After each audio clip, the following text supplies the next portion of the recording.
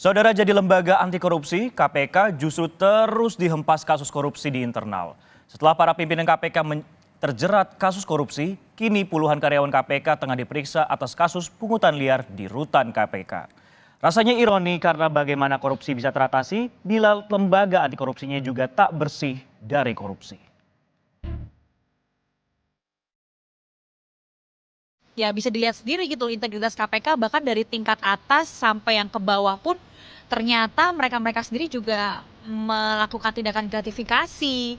Jadi ya seharusnya ini gimana sih kinerja KPK ini yang harus saya tanya balik nih ke KPK sendiri gitu. Dewas KPK harus lebih kuat lagi dan independensinya harus dikuatkan lagi karena ini kan udah masalahnya kan internal KPK, masa KPK sendiri yang korupsi kita dibiarin aja gitu sih. Gimana sih KPK ini bisa mengembalikan marwah KPK dan nama baik KPK lagi untuk bisa dipercaya ke masyarakat.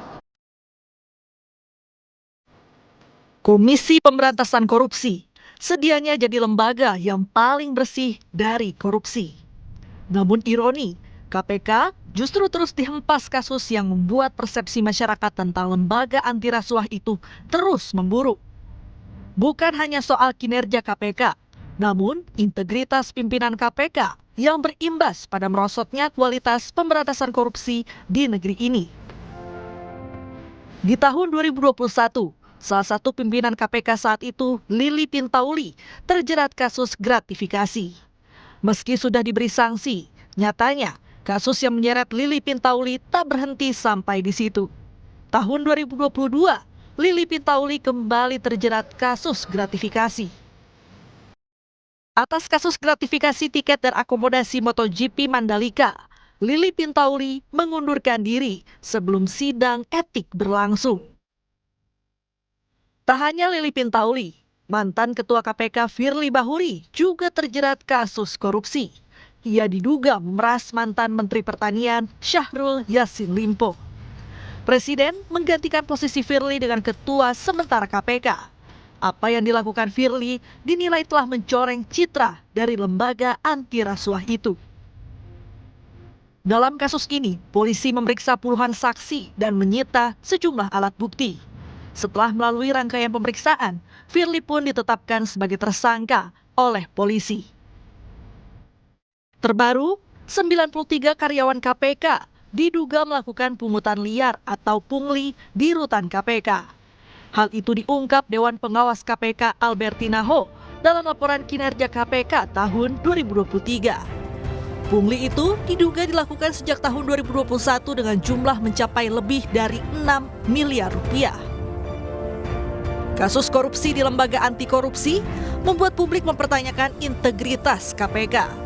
Banyak masyarakat kini sudah tak lagi percaya dengan kinerja KPK dalam memberantas korupsi di negeri ini.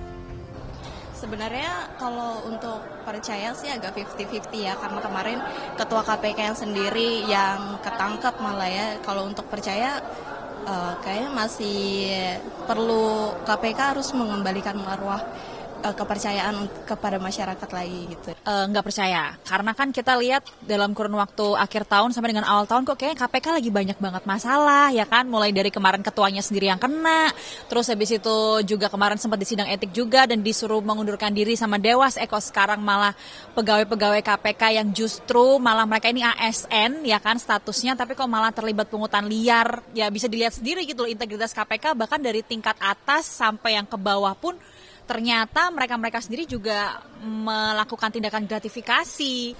Untuk saat ini sih saya masih kurang percaya sama KPK ya, apalagi kalau masih belum dibenahi secara internal di KPK, saya masih belum bisa percaya sih. Badan Pusat Statistik menulis, Indeks Perilaku Anti Korupsi Indonesia tahun 2023 berada di angka 3,92 dengan skala terburuk di angka 5. Meski turun dibandingkan tahun 2022, namun hanya di angka 0,01 poin. Lembaga Transparansi Internasional yang dikenal sebagai lembaga non-pemerintah internasional yang memerangi korupsi menempatkan Indonesia di posisi 110 dari 180 negara yang paling sedikit melakukan korupsi. Di tahun 2019, Indonesia berada di posisi 85 dari 180 negara. Di tahun 2020, Indonesia merosot 37 poin ke posisi 102 dari 180 negara. Sempat membaik di tahun 2021 dengan naik ke posisi 96, namun di tahun 2022 posisi Indonesia merosot lebih jauh ke posisi 110 dari 180 negara. Pembenahan korupsi di negeri ini memang butuh perhatian khusus. Tidaklah mungkin korupsi bisa teratasi bila lembaga anti korupsinya juga tidak bersih dari korupsi. Tim Liputan, Kompas TV.